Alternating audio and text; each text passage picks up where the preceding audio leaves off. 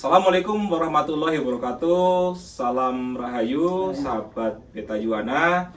Alhamdulillah kita senantiasa diberikan kesehatan dan kami doakan pula untuk saudara-saudaraku sekalian juga diberikan kesehatan dan hidup yang penuh berkah. Amin. Nah, siang ini kita silaturahmi ke Padepokan 212 Wanto Goeng Kanjeng Ulo Dipuro, KRT Wanto Goeng Ulo Dipuro. Oh, saya ini berarti Mbak Goeng udah ada itu nih. Loh, kemarin kan sudah memboyong pusaka leluhur. Oh iya. Nah, kemudian juga sudah diselaraskan. Nggih. Ibarat kata itu sudah kanjeng. Udah kanjeng. Sekarang kalau ketemu dia harus ini Sungkem. Iya. sembah sungkem sama Kanjeng Ulo Dipuro seperti itu. Sahabat Beta Yuana, ini siang ini kita bersama Kang Mas Cipo. Nah, nanti untuk channel YouTube-nya ada di bawah ini, Cipo the Gang. Nah, kita di sini silaturahmi pengen lihat pusakanya Kang Mas Ki Cipo. Cipo Kang Mas udah Kang Mas Ki gitu, Cipo gitu. Beliau seorang spiritualis muda dari Magelang, kemudian juga mengembangkan karirnya juga ke arah spiritual ya. Channel-channelnya juga ke arah spiritual. Pasti punya pusaka. Nah, kita di sini pengen tahu nih pusakanya atau tosan ajinya Ki Cipo seperti apa. Nah, ini pusaka cuman satu. Jangan-jangan ini pusaka senggol modot ya Pak Wanto. Kalau ini nggak modot juga, tapi jengat. Jengat. Senggol Berarti jengat. pusaka senggol jengat. Iya. Lebih medeni malah itu. Medeni. Gimana pusakanya? Ini Pak Beta, terima kasih sudah datang ke Padepokan 212. Ki Ulo siapa? Kanjeng Ulo Dipuro. Oh, Kanjeng Ulo Dipuro. Itu marganya Mbak Goeng sekarang.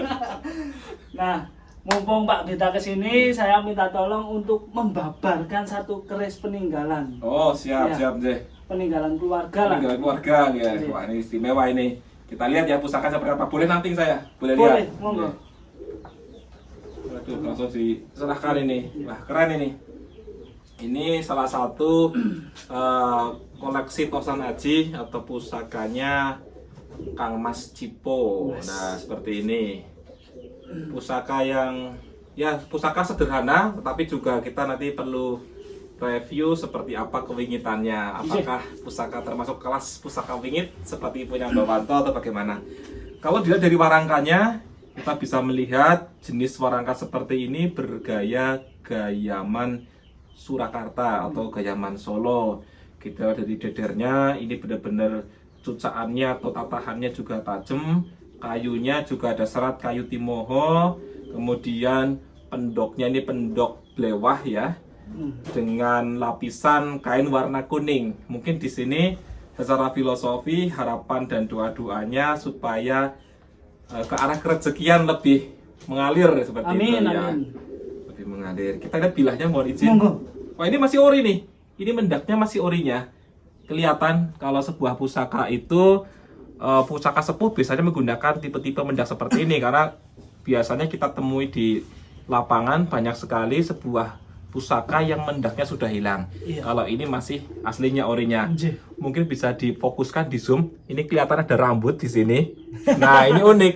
Ini tradisi yang cukup unik karena apa? Biasanya pusaka-pusaka sepuh zaman dulu menggunakan unsur rambut pemiliknya sebagai bentuk penyelarasan energi dengan bilah pusaka. Leres banget itu. Supaya ada unsur kedekatan baik secara emosional maupun energi antara si owner atau pemilik dengan benda pusakanya. Benar, leres. Ini keren, masih melestarikan budaya seperti itu.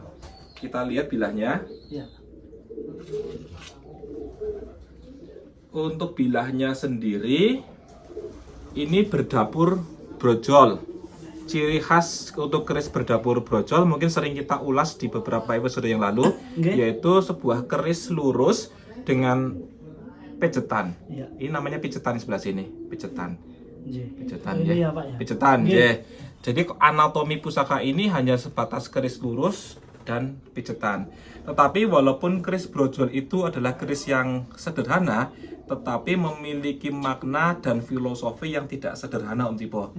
Karena terkandung harapan, doa, dan cita-cita luhur dari leluhur yang dibekalkan dalam unsur doa-doa dalam bahasa simbol berupa dapur pusaka ini atau dapur keris brojol ini.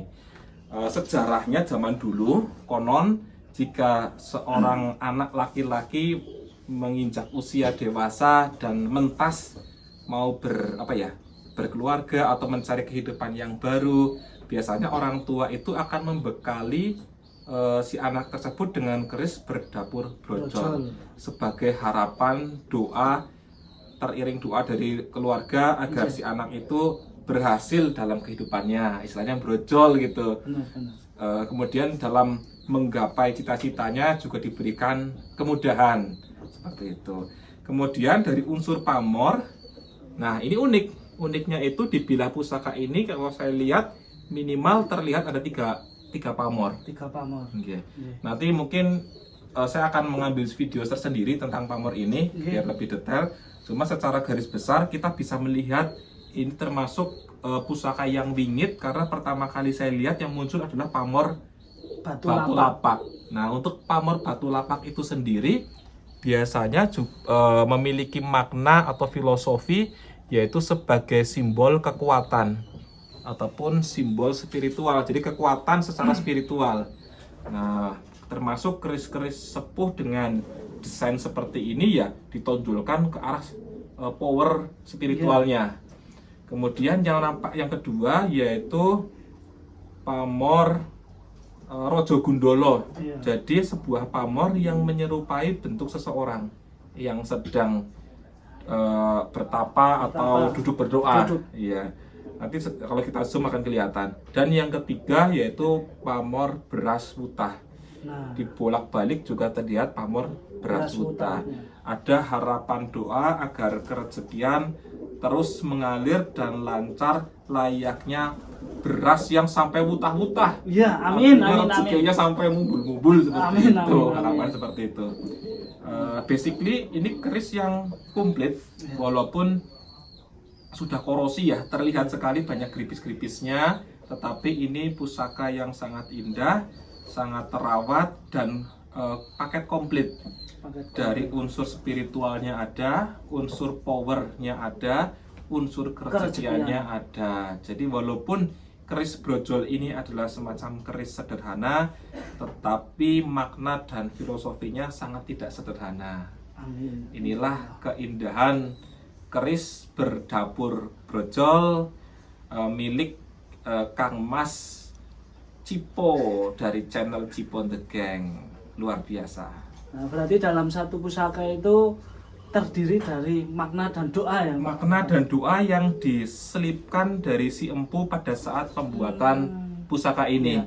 Karena bagaimanapun sebuah pusaka itu tercipta dari berbagai macam unsur material.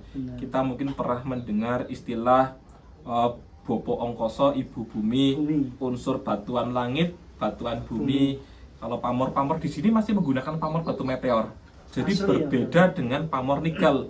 Jadi kalau batu meteor, pamornya warnanya menimbulkan warna yang khas seperti ini. Tidak putihnya ngejreng. Kemudian terlihat ada gradasi warna. Ada sekitar 3 warna yang berbeda. Jadi antara hitam dari unsur besinya, abu-abu, terus semu kelabu seperti ini. Jadi termasuk keris yang sangat sepuh ini. Tantingannya ringan, kemungkinan estimasi tangguhnya tangguh Mojopahit. Jadi memang keris yang layak dijadikan sebagai pusaka ageman, sebagai sarana mengantarkan doa-doa kita kepada Tuhan. Nah mungkin kalau kolektor nggak doyan keris-keris kayak gini ya Pak Beta ya? Kalau kolektornya seorang spiritual atau dukun mungkin doyan. Tapi kalau kolektor yang suka keindahan, Mencari mungkin kesempurnaan bilah ya. kesempurnaan bilah mungkin kurang. Nah ini yang makanya kita lestarikan, kita jaga biar tetap awet lah. Awetnya Tetap apa? lestari ya. Ya karena di sini tersimpan banyak cerita lah Banyak dari cerita, orang-orang tua zaman banyak dulu ya. makna, banyak filosofi dan sebagainya. Apalagi untuk pusaka-pusaka berjenis brojol ini memang pusaka yang turun-temurun Ya. untuk diwariskan supaya ya teriring doa dari para leluhur juga Ya. agar kehidupan anak keturunannya lebih baik, paling tidak sebagai pengeling-eling gitu, Ya. pengingat pengeling-eling. Ini indah sekali. Kalau dukun-dukun mesti senang. Apalagi yang dicari itu pamor batu lapaknya, karena lapak. jarang sekali ditemukan di pasaran atau keris-keris yang beredar di pasaran itu pamor batu lapak itu sangat langka, sangat apa ya, jarang sekali. Apalagi ini batu lapaknya tuh tiban, tidak terrekayasa, bolak-baliknya nggak ada, jadi cuma hanya muncul di depan saja. Iya. Kemudian menemukan keris dengan 3 pamor itu juga sesuatu yang Jarang. Kalau bukan keris tiban nggak akan muncul 1 bilah 3 pamor. Iya. Jadi mungkin ya memang keris ini selain didesain untuk ke arah kerezekian juga mungkin semesta alam juga apa ya, menitipkan doa-doanya juga, baik unsur proteksi dan unsur kerezekian. Ini keren Om. Ini jenengan biasanya perawatannya bagaimana? Biasanya saya pakai minyak. Diminyakin saja. Kalau saya perawatan ikut mbah-mbah sih. Nggih, Kalau nggih. nyuci pakai air kelapa, Nggih, terus digosok nggih. pakai apa namanya, gabah itu loh. Apa? Gabah, merang. Terus paling dipakai apa namanya, jeruk nipis. Jeruk nipis. Buat ya. mutihnya. Nggih. Jeruk nipis sama sabun itu ya. Gitu. Terakhir nanti tinggal diminyaki ya. Dikeringin dulu baru diminyaki.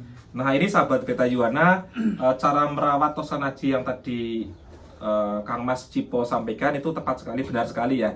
Jadi jangan salah paham, kita males mencuci pusaka tinggal direndam pakai cairan kimia atau sitron itu malah akan merugikan. Benar. Nanti bila akan semakin rusak, dan yang utama itu akan timbul semacam titik-titik Iya. atau pori-pori yang terbuka. Korosi ya nanti ya akhirnya. Enggak Om, pori-porinya terbuka Om. Oh, malah Jadi terbuka. kelihatan di besinya itu seperti bolong-bolong. Oh, Bolong-bolongnya itu seperti kayak kita, mohon maaf ya, tangan ini ada pori-pori, Iya. atau muka ada bekas jerawat. Nah itu kan kelihatan kebuka Iya. banget. Nah itu kalau menggunakan kimia seperti itu.